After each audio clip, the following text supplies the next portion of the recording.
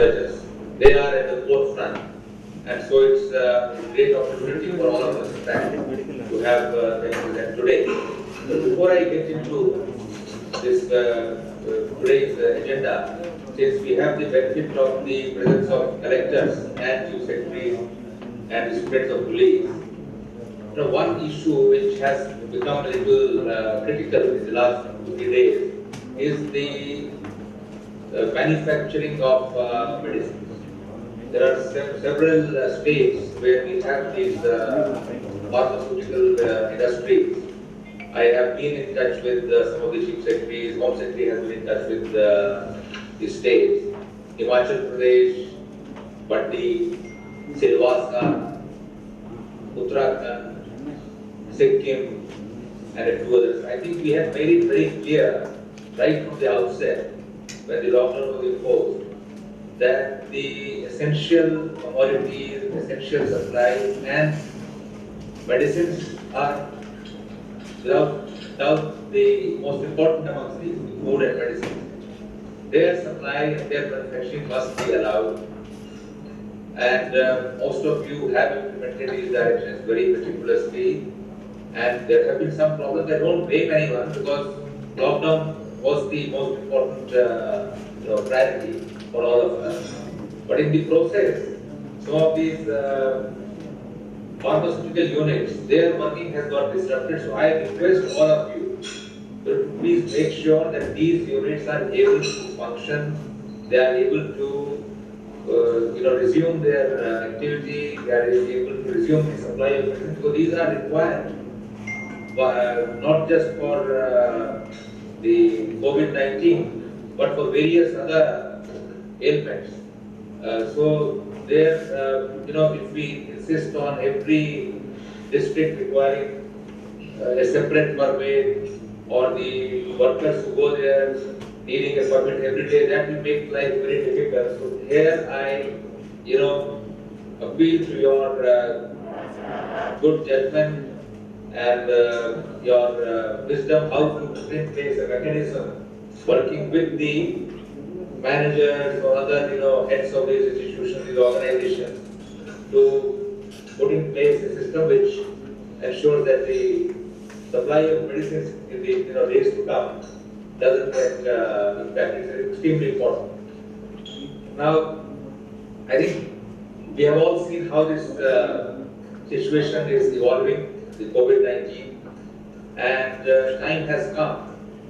Already, I think we are already doing that this becomes our single point agenda for the state governments and the district administration as we work during elections or other national calamities like flood, etc. In this case, we are not there. It means that around 500 districts are still unaffected. 26 have had large outbreaks, that is 15 or more cases. And we had the action plan for large outbreaks which we followed, which was shared by Ministry of Health yesterday. They are not affected. There the collectors, their entire team, the civil surgeons, they should make countries in Europe, US, etc. The picture is not uniform. There are districts and cities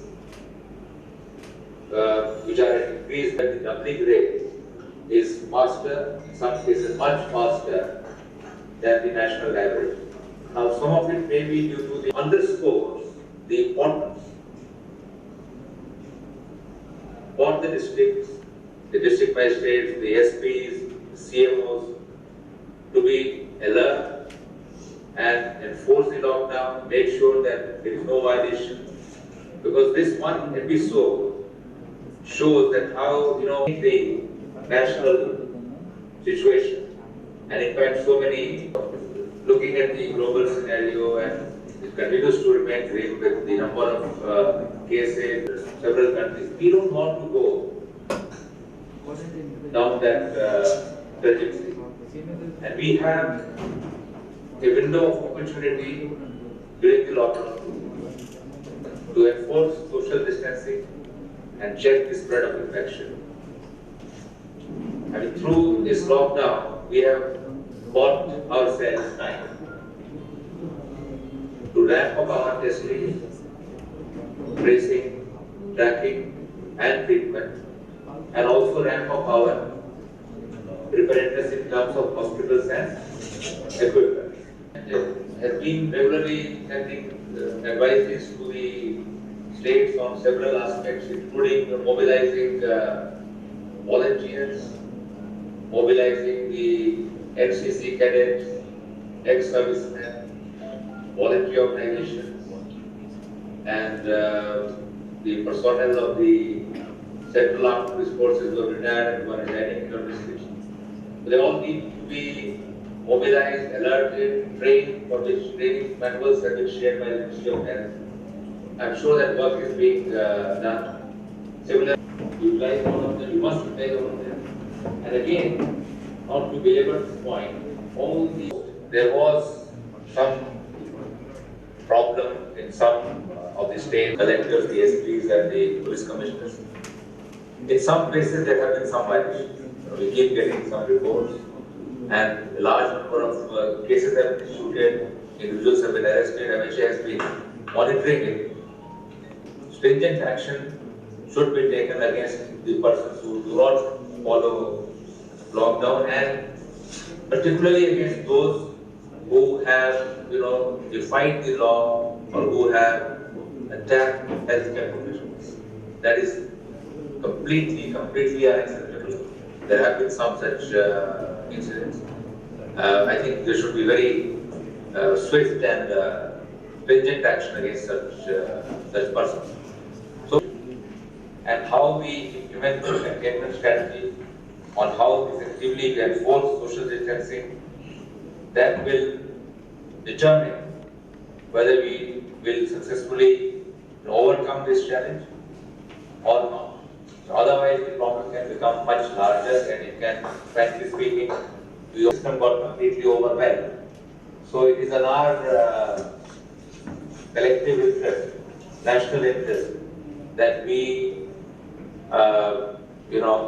contain this problem. Full use of the lockdown. Many districts have implemented containment strategies very effectively, and one of the objectives of today's workshop is to listen to them so that we all know.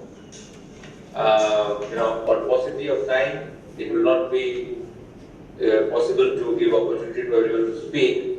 Others can send their suggestions later. And I would request the Ministry of Health to create share their experience. Why that will be. And we'll be sharing this with you. Just to highlight, it will progressively while we are still okay, but if you see that progressively the cases are increasing, deaths are increasing, and that's again a cause of concern for all of us. And from again, if we see another perspective, that growth rate is actually whatever management effort we have done so far.